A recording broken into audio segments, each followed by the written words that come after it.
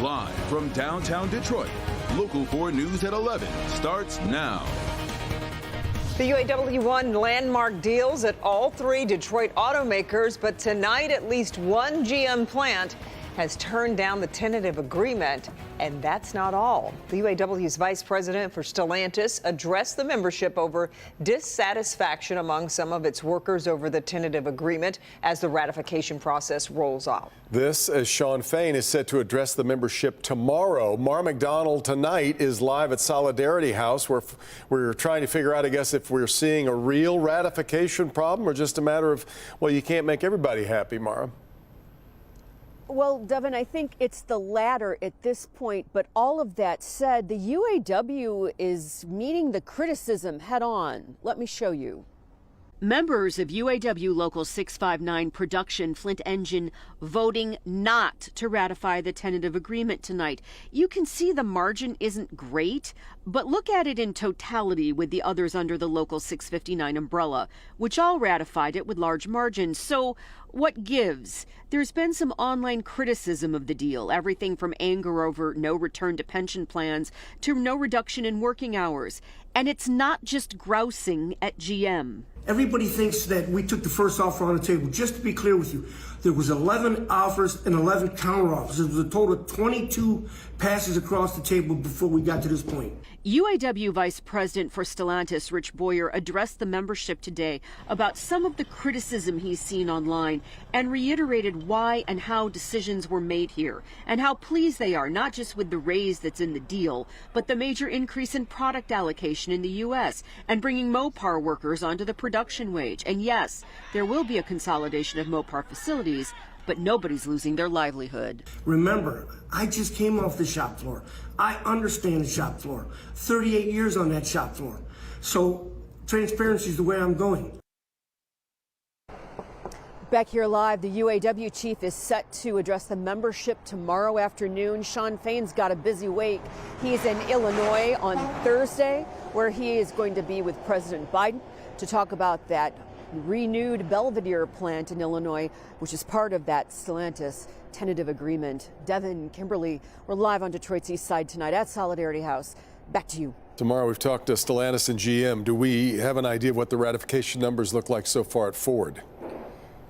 We do. So Ford sent out a blast tonight detailing where things are at according to the UAW numbers. And so far, the deal is perking along nicely at Ford and being approved by large margins. All right, we'll see what Shawn Fain has to say tomorrow. All right, Mara. Meantime, President Biden is going to meet Thursday in Belvidere, Illinois, with the head of the UAW. Both are expected to highlight plans to reopen an auto factory that Stellantis had wanted to close.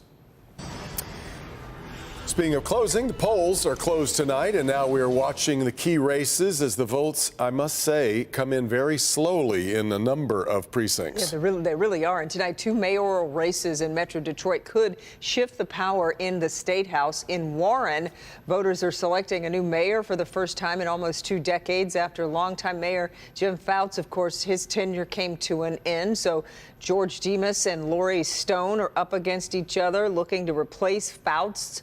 As Devin just said, so far, no results from Warren are in. Zip. Over in Wayne County, one seat of the state legislature will be open. Kevin Coleman will be the new mayor of Westland, defeating Michael Londo. If Lori Stone becomes the mayor of Warren, that would be 2 seats in the legislature that would need to be filled at one razor-thin margin that exists for Democrats in the state. Other mayoral races in East Point. East Point voters are electing a new mayor, Mary Hall. Rayford is up against Michael Kleinfeld. Hall Rayford is an East Point Community Schools board member, and Kleinfeld is a former council member. Again, nothing coming up right now. And let's check in Inkster. Voters there selecting whether Mayor Patrick Wembley should be reelected, being challenged by Byron Nolan, an attorney who was Inkster's mayor back in from 2015 to 2019. No results there either. Again, a very slow night in a number of precincts. Recreational marijuana is on the ballot in several Metro Detroit communities. In Rochester, voters weighed in on whether the city should establish an application process and set up fees and licensing for 3 retail cannabis shops. As of right now, residents have voted no on that.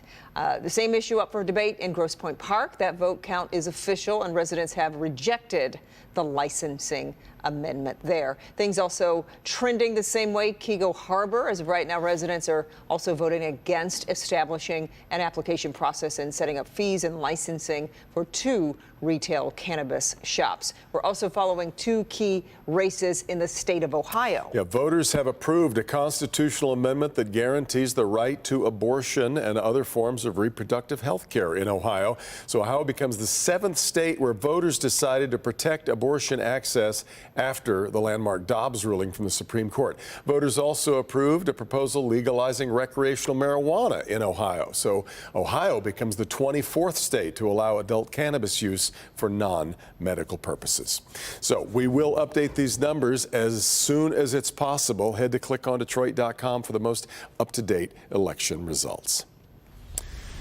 Well, thousands gathered in Tel Aviv to honor the lives lost over the last month now during the Israel-Hamas war. A candlelight vigil took place in Habiba Square since October 7th.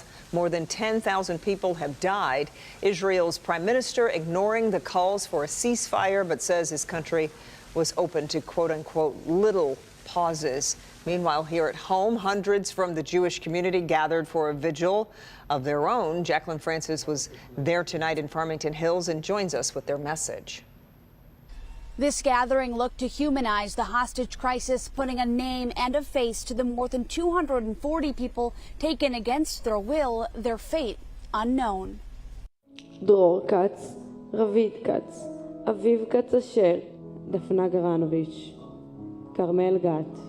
That it's not just 242, that it's adults ליאור רודאיף, and children. עדה שגיא, It was a packed house, but some seats were left empty. גן חגי. We are raising up our voices to remind the world to not forget them. Metro Detroit's Jewish community came out to remember the more than 240 people being held hostage in Gaza. As we lift up posters like this, every kidnapped individual will have a moment to have their name read, for us to raise them up together. Emma Cunio, Yuli Cunio.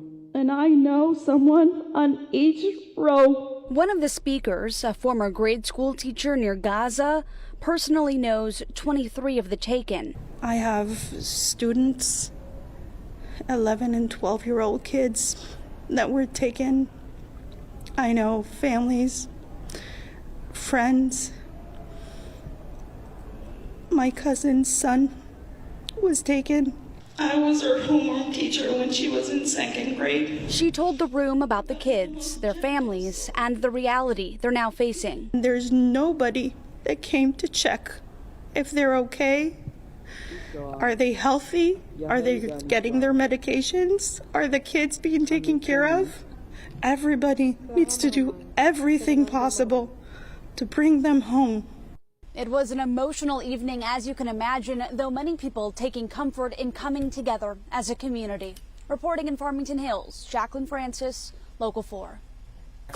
And this just in tonight from the nation's capital. The House votes late tonight to censure Michigan Democratic Congresswoman Rashida Tlaib. The vote was 234 to 188, 22 of Tlaib's Democratic colleagues voting in favor of censuring the Democratic Congresswoman for criticizing Israel and supporting Palestinians during the Israel-Hamas war. Earlier today, the House voted to advance the resolution put forward by Republican Congressman Rich McCormick. When Tlaib spoke on the House floor, she was emotional, saying she won't be silenced. But let me be clear. My criticism has always been of the Israeli government and Netanyahu's actions. It is important to separate people and governments, Mr. Chair. No government is beyond criticism.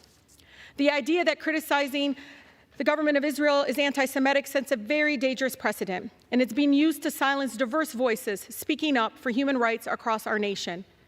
Most Democrats voted to table or block McCormick's resolution. However, some have been critical of Tlaib over her defense of the pro-Palestinian chant, "From the river to the sea, Palestine will be free."